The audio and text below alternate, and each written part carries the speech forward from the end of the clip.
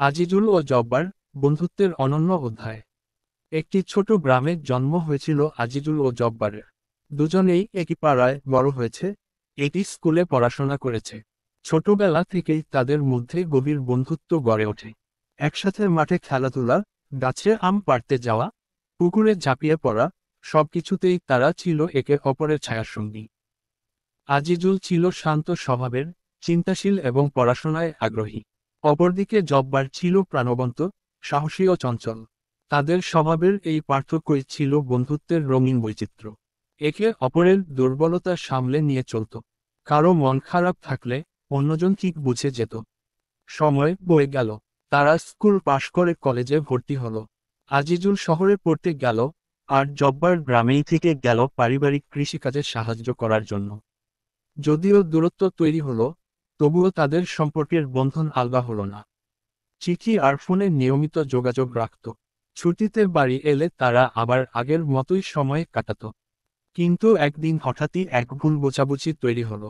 জব্বার ভেবেছিল আজিজুল শহরে গিয়ে পরিবর্তিত হয়ে গেছে, আর আজিজুল মনে করেছিল জব্বার তাকে আর আগের মতো গুরুত্ব দেয় না।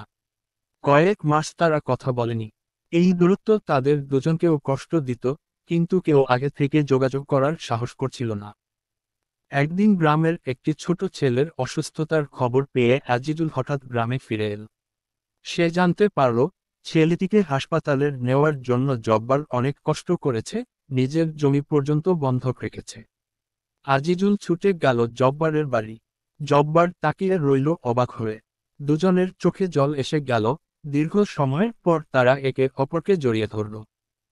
আজিজুল বলল, তুই কখনো বদলাস না রে জব্বার। জব্বার হাসল, আর তুইও তো এখনো আগের মতোই, শুধু একটু বেশি সিরিয়াস হয়ে গেছিস। এই ভুল বোঝাবুঝি দূর হতেই তাদের বন্ধুত্ব যেন নতুনভাবে জন্ম নিল। এরপর থেকে তারা সিদ্ধান্ত নিল, আর কোনো কারণে তারা কখনো একে অপরের থেকে দূরে যাবে না। আজিজুল পরবর্তীতে গ্রামে একটি ফ্রি শিক্ষা কেন্দ্র চালু করল, আর জব্বার তার পাশে দাঁড়িয়ে দিনরাত সাহায্য করল। তারা বুঝেছে, একসাথে থাকলে তারা শুধু নিজেদের নয়, গোটা গ্রামকে বদলে দিতে পারে। Dash dash dash. বন্ধুত্ব মানে শুধু হাসি আর আনন্দ নয়, ভুল বোঝাবুঝি, ক্ষমা, বোঝাপড়া, সব মিলিয়ে এক পূর্ণতা। আজিজুল ও জব্বারের গল্প তাই আমাদের শেখায়, সত্যিকার বন্ধুত্ব কখনো ভাঙে না, শুধু সময় পেলে আরো শক্তিশালী হয়।